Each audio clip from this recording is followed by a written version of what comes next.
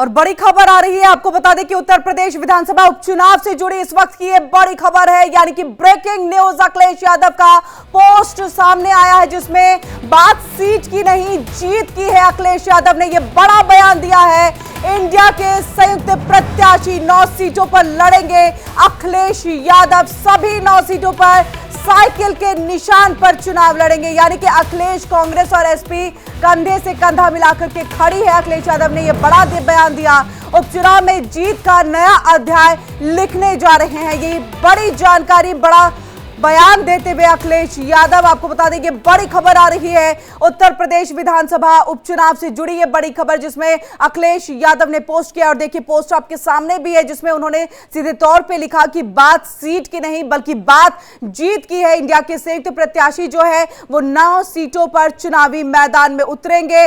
और इसी के साथ उन्होंने ये भी कहा कि समाजवादी पार्टी और कांग्रेस एक साथ चुनावी मैदान में उतरने वाली है। अखिलेश सभी 9 सीटों पर साइकिल के निशान पर लड़े। अखिलेश ने कहा है कि कांग्रेस और एसपी कंधे से कंधा मिलाकर के चुनावी मैदान में है, उपचुनाव में जीत का नया अध्याय लिखने जा रहे हैं। तो चुनावी मैदान, उपचुनाव अभी के वक्त में उत्तर प्रदेश में इसके कई सियासी तस्वीरें जो है वो देखने को मिल रही हैं अलग अलग पार्टियों की तरफ से। इस बीच समाजवादी पार्टी और कांग्रेस के अंदर में घमासान सीटों को लेकर के देखने को मिल रहा था, जिस पर 5 सीटें कांग्रेस चाह रही थी, लेकिन अखिलेश यादव समाजवादी पार्टी के प्रत्याशियों का ऐलान पहले ही 7 सीटों के ऊपर में कर चुके थे, इसलिए वहां पर बात बनती दिख नहीं रही थी। तस्वीरें ऐसी लग रही थी कि अब समाजवादी पार्टी और कांग्रेस का जो गठबंधन है, एक साथ चलने का जो उद्देश्य है वो खत्म हो जाएगा, लेकिन संभवतः अब उस पर विराम लग गया है। अखिलेश यादव के इस पोस्ट के बाद उन्होंने लिखा, उन्होंने कहा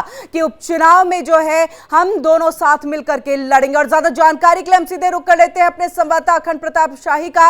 अखंड, क्या कुछ जानकारी, क्योंकि जो अब तक अटकलें थी कि क्या कांग्रेस और समाजवादी पार्टी अब अलग अलग चुनावी मैदान में, क्योंकि कांग्रेस की तरफ से कहा गया अगर आप 5 सीटें नहीं देते हैं तो या तो हम चुनावी मैदान में उतरेंगे ही नहीं या फिर हम पूरे की पूरे 10 सीटों पे चुनावी मैदान में रहेंगे।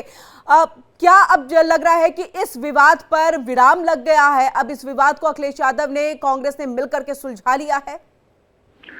देखिए, इसमें एक बात तो बिल्कुल समझ में आती है कि जिस तरीके से अखिलेश यादव ने जो ट्वीट किया है, उस ट्वीट के का मतलब तो यही निकलता है कि शायद विवाद संभल गया है या फिर रास्ता नहीं निकला।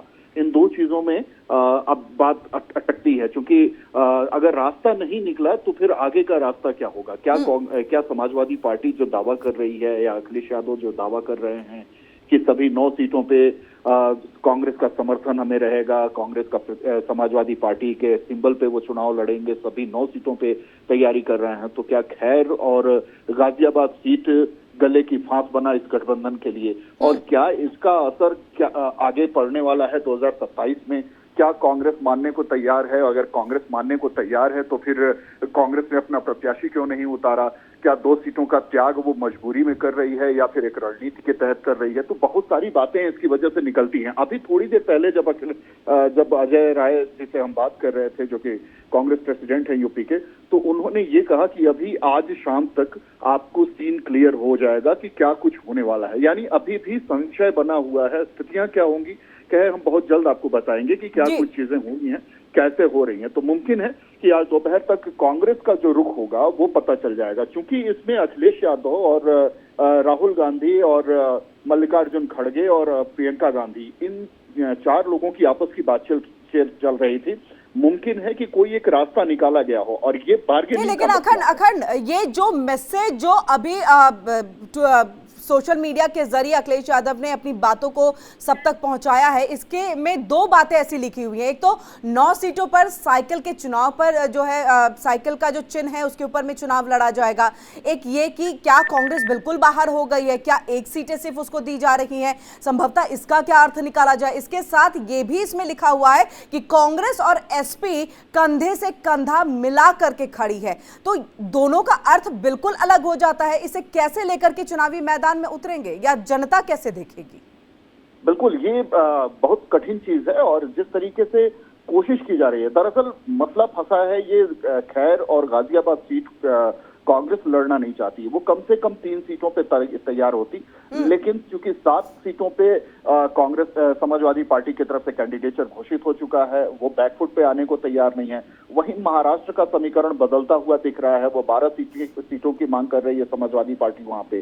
कांग्रेस उनको 2 से 3 सीटें अधिक से अधिक देना चाहेगी, इससे ज्यादा देना नहीं चाहेगी।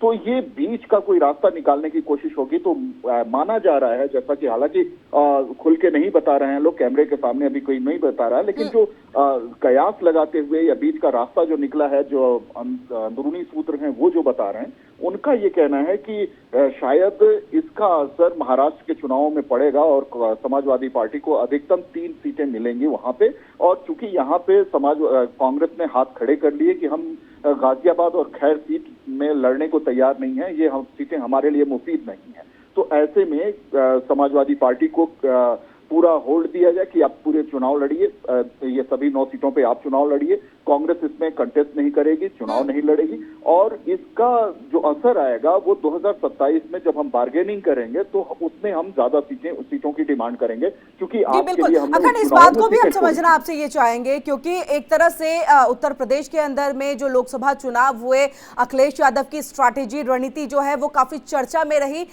बीजेपी जो बात कह रही थी कि 60 से ऊपर की सीटें हम लेकर के आ जाएंगे, संभवतः ऐसा हुआ नहीं और बाजी जो है समाजवादी पार्टी कांग्रेस यानी कि इंडी गठबंधन मार गए। लेकिन इसमें रणनीति के तौर पर अखिलेश यादव के नाम की चर्चा बहुत रही कि उन्होंने बेहतरीन यहां पर जो है रणनीति तैयार की। क्या बड़े भाई की भूमिका में हरियाणा में जिस तरह से कांग्रेस ने उन्हें सीटें नहीं दी हैं, वहां पर भी विवाद हुआ था, क्या उसकी भी एक नाराजगी है इसको लेकर के? तो क्या कुछ है सामने? और अगर कांग्रेस अलग से 10 सीटों पर चुनावी मैदान में उतर जाती है तो इसको कैसे देखा जाएगा? क्या नहीं लग रहा है कि समाजवादी पार्टी के लिए एक मुश्किल की घड़ी हो सकती है, क्योंकि वोट का फिर बंटवारा हो जाएगा? ये तो निश्चित तौर पर इसका डर दोनों ही पार्टियों को होगा, चाहे वो समाजवादी पार्टी हो चाहे कांग्रेस हो, क्योंकि दोनों का अगर वोट बैंक की बात करें तो दोनों का साझा वोट बैंक देखा जाता है, चाहे वो मुस्लिम गठजोड़ की बात हो, चाहे वो पीडीए की बात कर रहे हो, या फिर जो कांग्रेस अति पिछड़ों की बात करती है या दलितों की बात करती है, तो ये दोनों का साझा वोट बैंक रहा है। कांग्रेस का ही वोट बैंक खिसक के गया था कभी समाजवादी पार्टी जब बनी थी तो, और फिर बहुजन समाज पार्टी। तो ऐसे में कांग्रेस को जो नुकसान हुआ है, कांग्रेस अपने काडर को खड़ा करने की कोशिशों में लगी है। तो इस समय मुश्किल कांग्रेस की ये है कि 2024 का जो लोकसभा चुनाव हुआ, उस लोकसभा चुनाव में कांग्रेस के हाथ में 6 सीटें आ गई, और ये इसलिए हुआ क्योंकि दोनों ने साथ मिलकर चुनाव लड़ा था, और जिन जिन सीटों पे वो चुनाव लड़े ज्यादातर उनमें से अच्छी पोजीशन में रहे। तो ऐसे में एक क्लियर मैसेज देना इस गठबंधन के लिए, इंडी गठबंधन के लिए बहुत जरूरी है कि आप साथ में हैं। अगर साथ नहीं होंगे, अलग अलग होंगे, तो निश्चित तौर पर आपका जो कोर वोट बैंक बनता हुआ दिखाई दे रहा है दोनों ही पार्टियों का, वो कहीं कंफ्यूज होगा और वो अलग अलग खेमों को अगर वोट देना शुरू कर देता है, यानी कि कांग्रेस के सिंबल पे अगर चुनाव लड़ रहा है कांग्रेस का प्रत्याशी और समाजवादी पार्टी के सिंबल पे अगर लड़ रहा है समाजवादी पार्टी का प्रत्याशी, तो निश्चित तौर पर वो उसके समर्थक अलग अलग जाएंगे, उसके वोटर्स अलग अलग जाएंगे। और ये अगर होगा तो ये तो क्लीन मतलब एक पूरी तरीके से वो 2014 जो 22-19 का जो चुनाव हुआ था जिसमें बीजेपी ने बेहतरीन प्रदर्शन किया था, कुछ इस तरीके से बीजेपी को रास्ता मिल जाएगा। बीजेपी यही चाह रही होगी, इसमें कोई दो राय नहीं है, बीजेपी या एनडीए गठबंधन ऐसा ही चाह रहा होगा। लेकिन अभी जो स्थितियां हैं, अभी चूंकि अजय राय जी से जब हमारी बात हुई तो उनका ये कहना था कि आज शाम तक हम सीन क्लियर करेंगे। बिल्कुल, यानी कि आज शाम तक जो है तस्वीर साफ हो जाएगी कि साथ हैं या अलग है।